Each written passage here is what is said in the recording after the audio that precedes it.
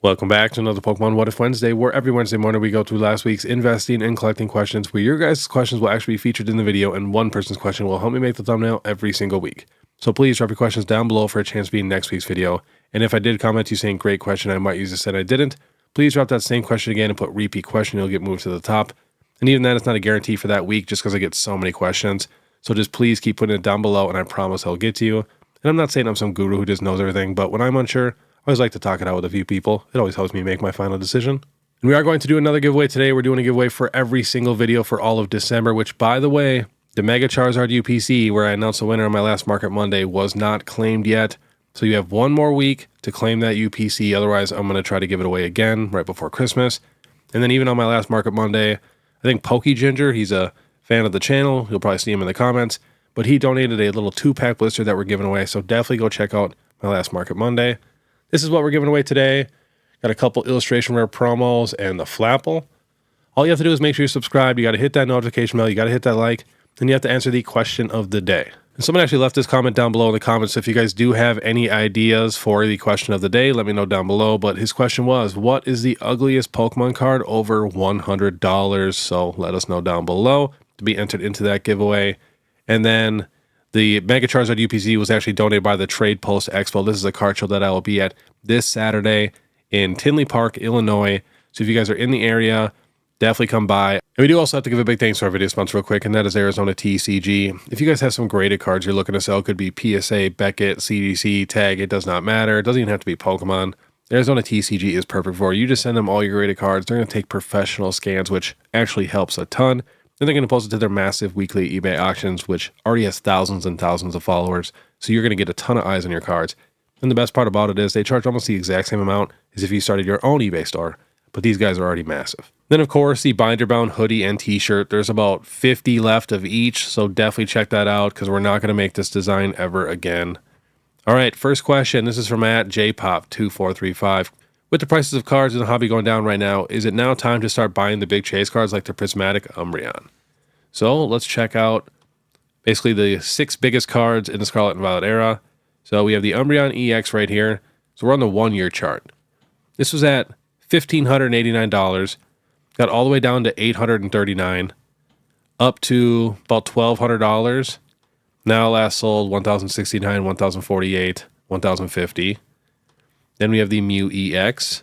This started at $266 a year ago, got up to $421, down to about $295, up to about $700. Now last sold $470, $471.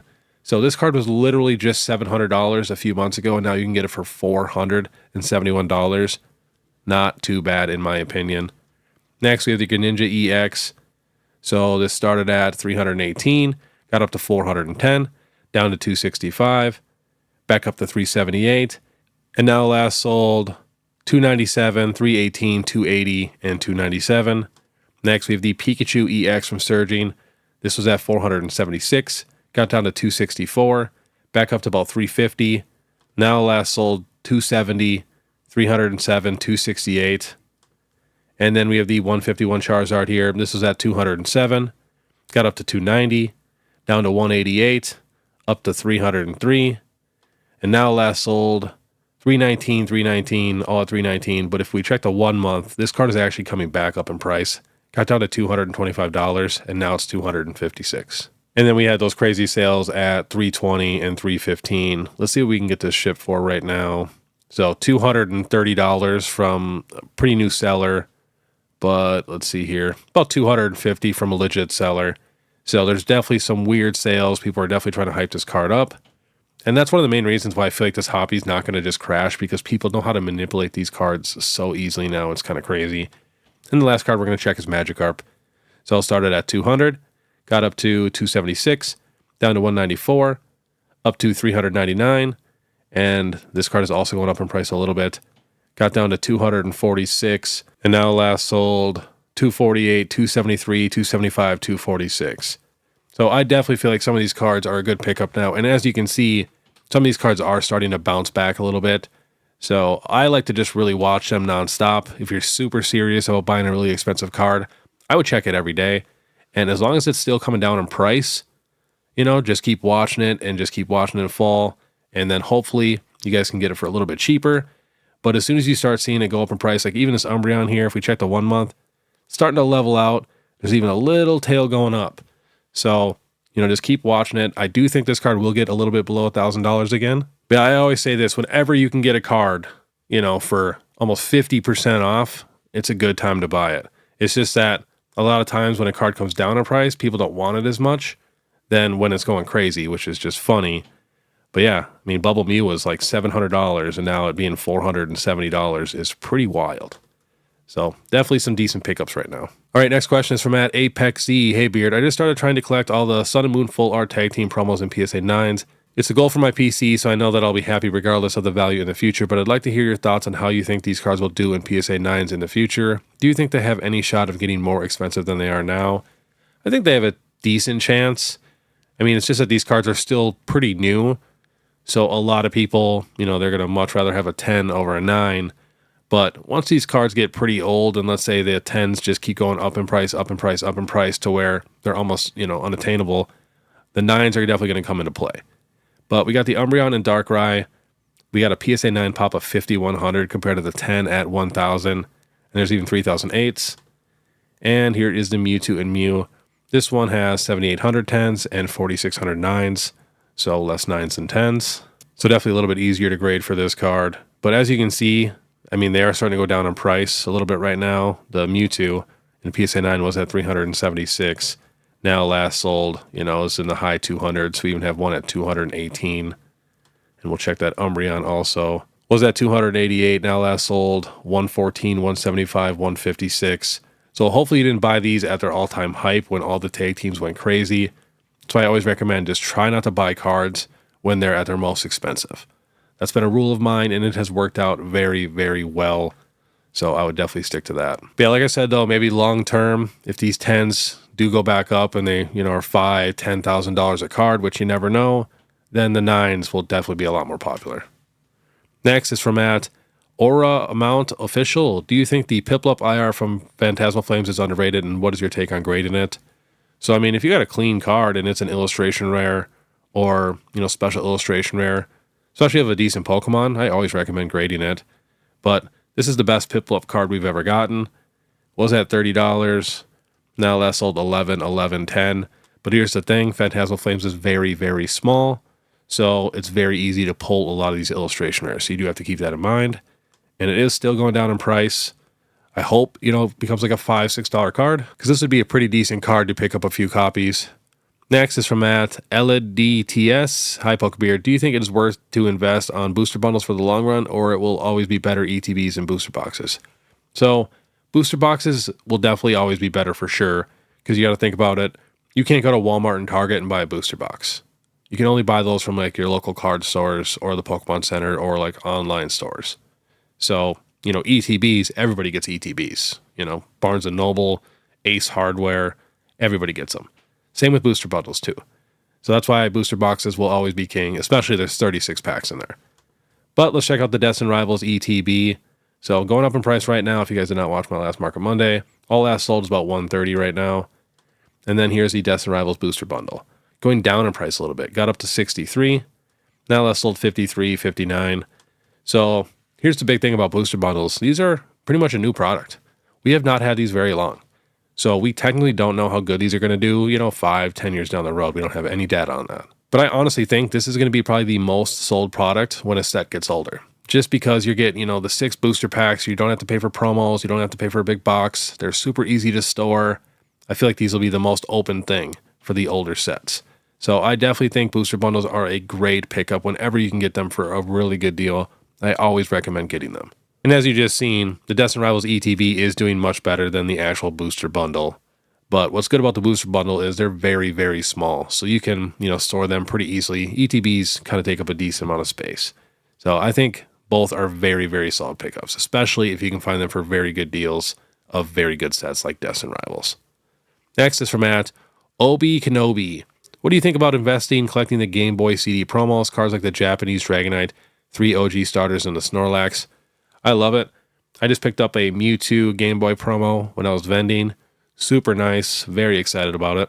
But these are actually some of my favorite cards. This is one of my all-time favorite Dragonites. So we're on eBay, sold listings, $43 plus $10 in shipping. And, you know, we got the Venusaur here. The Lugia is also crazy. I mean, check that out. That sold for $598. That is just wild. There's also a Meowth one, which is kind of cool. And this Lugia in a Beckett 9 sold for $800 or best offer. Where's this Mewtwo? Here's the Mewtwo. The Mewtwo's crazy. We got a CGC 5 here, sold for $141. But yeah, that card is very, very sick. Big fan. And then here is the CD promos. You know, you got the Charizard, Porygon, Blastoise, Snorlax. I actually sold one of these Snorlaxes at my last show because I have like 4 of them. And I got another one in a lot. A little more lightly played, moderately played, so I let it go. But normally I like to keep all these cards. Next is from Malcolm Higgins, a member. Find other things to collect. I'm going to start collecting every first partner pack ever made. What was the first one? So the first partner pack, I believe, was the Galar region. And people forget, there's 2 packs in here, you know. They got some cool promos, the big jumbos, and it's cool. It has all the starters. I think we're getting these again for the 30th anniversary, so you never know. These could definitely pop off a little bit. And they're still going up in price. Not a ton. It was $18 3 months ago, and now all last sold is close to $25. Next is from Anthony L. Harding. Hey, Beard, what are your thoughts on the Chinese EID baby Pokemon cards? I think the first set had a lot of great original artworks, and now they have these diamond metal cards that are pretty amazing. So those actually aren't like official Pokemon cards, so I don't really collect them at all. So I really only try to stick to like the official stuff just because there's so many cards, and they're coming out with new stuff constantly. I can't add, you know, unofficial stuff to my collection. It would just be too much. All right, next question is from Mr. F. As a newcomer, I don't understand why rare cards drop in price so soon after release. So just think about it like this. We have pre-release, and those first 10 to 20 cards that hit the market, they're always sold at crazy prices. Now, I'd say probably 70% of the time, it's people that are trying to buy them to grade PSA 10s. So they are the first PSA 10s on the market because there's always a premium for that. And then I'd say the other 30% is actual people who have money and don't care, and they just want to get that card right away because it's their favorite card, or they want to get it to try to like flex on people and, you know, show off a little bit because people love to show off. And then the actual set comes out. So let's say it's the new Gengar and it was selling for $1,000 on pre-release, right? When there was 20 of them on the market. Now there's 1,000 of that same exact card on the market, and everybody wants to sell for $1,000, but they're not selling because there's 1,000 different ones on the market. So then they got to lower the price. And then the other person lowers the price, and then everybody starts lowering the price because they want to just sell it as fast as possible so they can get the most amount of money possible. So that's what happens every single time, and that just keeps happening until it finally levels out. There's a ton of them on the market, and then that's a lot more of like the actual price. But yeah, it's super common. It's just that nowadays with this crazy market, that can happen sometimes where a card starts at $1,000, goes all the way down to like $200, and then people kind of buy it all back up and make the prices go back up to where it's now a $300-$400 card. We've seen that a ton. But all right, next question is from Caleb Jones. Question, I am new to collecting. Is it better to just buy your favorite singles rather than rip for them? Yes, absolutely. Especially if you're like trying to get specific cards. Don't ever try to pull for a specific card. Now, since you are new to collecting, opening is a ton of fun. So, you know, I'm not saying don't ever open. Just open every once in a while if you find a box for a good deal, or, you know, you got a couple of something or a couple doubles or whatever it is, you know, open it for fun. Like if I see a sleeve booster, that's the stuff I like to open. I'll just grab that, you know, a few bucks there and rip it open. Just take your gamble on one pack. You never know what's going to happen. But if you're actually serious about growing your collection and finishing collections, buying singles is 100% better. If you have one person who just buys boxes and rips constantly versus someone who strategically buys singles, it's not even a comparison. I've had people argue me this in the comments. It's not even close. The person who buys singles will 100% have a better collection than the person who rips open packs if you actually keep track of all the money that they spend opening packs. But all right, next question is from S2NSEI. Would you rather invest 1K in the Prismatic Umbreon or spread it across the Bubble Mew, 151 Zard, or Magikarp IR? I personally would probably get the 3, especially because the Bubble Mew has dropped a good amount. Same with the 151 Zard, and we've already seen it starting to come back up in price. And same with the Magikarp. I mean, the Magikarp was a $400 card, now it's $250.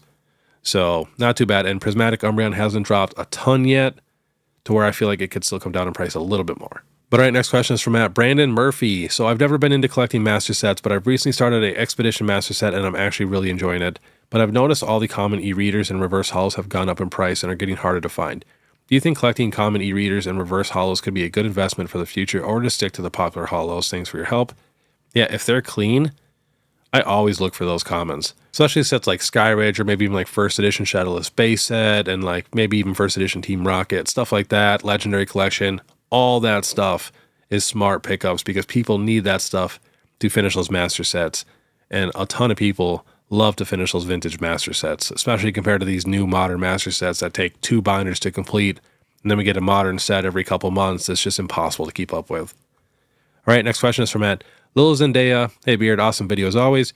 Quick question, do you prefer booster boxes or PC ETBs from an investment and a sealed collection standpoint? More specifically, Evolving Skies booster box or both PC ETBs. So if we're talking Sword and Shield, I definitely still like the booster boxes more. But if we're talking the Scarlet and Violet era, that's a different animal because those ETBs are crazy with that stamp promo. And if you check, a lot of Pokemon Center ETBs are doing very, very good compared to their booster boxes. Because if you think about it, these ETBs were only $60 when the booster boxes were $160. So if you look, almost every Pokemon Center ETB is basically over $120, double 60. But if you check, not every booster box is double 160 at $320. So technically, in the Scarlet and Violet era, Pokemon Center ETBs are destroying the booster boxes. Even now that a lot of them have come down in price, they're still beating a lot of the booster boxes because most of the Pokemon Center ETBs are like 3, 4, 5 times the value. And then we have crazy ones like Obsidian Flames and 151. So Pokemon Center ETBs for the Scarlet and Violet era, different animal, especially they're new. But for Sword and Shield, since they don't have the promos, it's just a couple extra packs. And then we're talking Evolving Skies booster boxes. I prefer the booster boxes. Next is from Budget Pokemon. Hey Beard, is it better to invest in older product that is more expensive and gives less? We have an idea where it will go in the market, or a newer product that is cheaper and you get more of it for that price. Harder to predict where the market will take it. So if we're talking newer stuff and if you're getting it for MSRP or cheaper, that's totally fine. But if you can't find anything for MSRP and you're paying, $200-$300 a booster box for brand new sets, I feel much more comfortable investing into some older stuff because odds are it's not going to crash. And then also, since we are talking more vintage, it's actually a lot more rare stuff. There's just a lot less people that collect it compared to the newer stuff. But yeah, I do the same thing. Like right now, I have a card show this Saturday in Tinley Park in Illinois. And I bought a ton of stuff. I was buying basically everything at the last show because I had one show the next weekend. But my next show isn't until like a month later. So in Tinley Park this weekend, I'm not going to buy a ton of modern cards that could possibly go down in price. I'm going to stick with more like the mid-era and vintage cards that I know that are not going to drop in the next month. Next is from PokeCoupleTCG. My question is, my children's favorite Pokemon are Sprigatito and Quaxly. With them watching the anime and playing the games on the Switch, they've been wanting to collect the Gen 9 Pokemon. I'm a Gen 3 man. Do you think 20 years from now, for instance, Sprigatito IR from How They Evolved will be the card this generation will look back at and want to buy, as that will be their nostalgia? So I definitely think so. I don't think we'll be as crazy as like we are for like Generation 1 and Generation 2 and Generation 3 and stuff just because it was so new at that time. But I guarantee you some of these kids are going to want to come back and collect these cards that they were collecting as a kid and they didn't finish, or these starters. Because for a lot of these kids, these newer starters, this is their Blastoise, this is their Venusaur, this is their Charizard. There's kids that are spending hundreds of hours playing these games with these starters and these legendaries that are, riding on Miraidon or Koraidon and stuff the entire game. So I think a lot of people that have been in the hobby for a long time always just kind of dismiss that. But people will be back for these cards. And that's why it is so important to make sure these kids are having a good time in this hobby, which is why I try to give away so many cards and like packs and stuff at these card shows and just make the kids happy and have good experiences. So that way, when they're 20, 30, and they remember at the time when they were a kid going to these card shows, they come back and they start collecting again. All right, next question is from Mystic Muth. Thoughts on the Trick or Trade set? Seems the 2024 Cosmos Holos are by far the best cards from any of the sets. The Gengar Cosmo is fire. Thoughts? So definitely Gengar. Anything Gengar is going to be okay, but those are probably the most common cards we've ever gotten in Pokemon history is those Trick or Trade sets. So if you're going to invest in any of it at all, definitely just a Gengar. All right, next is from El Gigante. With the way the market is so volatile right now, should buying percentages be less? I see people buying at 80 to 90%, and then with the dips, they are either losing money or breaking even, which isn't good for business. The retro gaming community and collectibles figures, for example, buying percentage is more like 50%. Trying to see what your thoughts are on this buying percentage-wise when it comes to buying Pokemon TCG. You actually know a ton of people who lost a lot of money these last couple months. I had a buddy who events like every other month. He bought a massive like $9,000 modern lot, all modern cards like 2 months ago. And then he didn't vend for a month. And almost every one of those cards like cut in half. So he lost a ton of money because, you know, he bought the collection at like 70% or something like that, or 75% because it was a really, really big collection. But yeah, he literally lost a ton of money. So you have to think about that. That's why I mentioned earlier, my next show is not for a month. So I'm not going to be buying a ton of modern stuff, only vintage and mid-era that I know is not going to drop like crazy. So if you do not have shows constantly lined up, like I'm talking every single weekend, definitely be careful offering 90% for some of these modern cards that are coming down in price right now, because, you know, by the time you have your show, and it's not even guaranteed that it's going to sell at that show. It could take 2 or 3 shows to sell. You could lose a ton of money. That even happened to me. I had 3 EV Pokemon Center stamp promos and a PSA 10. Sold 2 of them at $800. One of them didn't sell, and I still have it. And I think the value is about $450 right now. So I'm just going to keep it. So, you know, that happens a ton. So that's why if you do not vend every weekend, try to stick to 70, 75%. Obviously, some people are going to turn that down and they're going to go somewhere else. But that's totally okay, because you're just going to lose money on that lot anyways if it does go down in price. But all right, next question is from Matt Zimic. Sword and Shield era has the Moonbreon as the overall grail for the era. What do you believe will be the grail of the Scarlet and Violet era? Do you think Bubble Mew will win out, or will it be something like the new Umbreon as well? So funny. The Bubble Mew is a lot more popular than the Umbreon, but the Umbreon is still like double the price. But I do think when people think back of the Scarlet and Violet era, I want to say their first thought is that Bubble Mew, especially, you know, that was an $80, $90 card, and then it just went crazy. So yeah, my vote is the Bubble Mew, even though the Umbreon is worth more. And last question is from Matt Bellardi. Really enjoyed the tour. Who is your favorite superhero? So if you guys did not know, I did a little statue tour around my house in my last What If Wednesday, so definitely go check that out. And that was honestly about 30 or 40% of all my statues. I have a ton of stuff still in storage because I just don't have a ton of space in this house. I need a new house. But my favorite superhero for Marvel, it's probably got to be Spider-Man. Pretty tough to beat. Just seeing Spider-Man in the movie theater for the very first time is just so nostalgic to me. And I even have a life-size Spider-Man from that movie because they gave one to each Blockbuster, which is right behind me. And then if we're talking DC, Flash, and then Lobo are like my top 2. That's why I'm so excited. We just got Lobo in the new Supergirl trailer. So very excited for that movie. Then also we're getting a new Doomsday trailer here in the next week or 2. Very excited to see what's going to happen with that, because Marvel, you know, it's been getting a little iffy, but I really enjoyed the new Marvel Zombies show. If you guys have not seen that on Disney+, that was super epic. The first episode is technically in What If, and then they did like 4 more after that for this little zombie series. But that was honestly probably one of the best Marvel things that I've watched in a very long time, so definitely go check that out.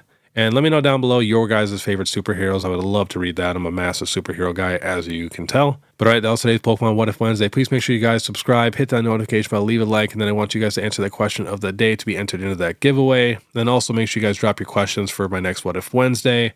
And then too, if you guys want to support more, Instagram, TikTok, Facebook, all that, you guys know what to do.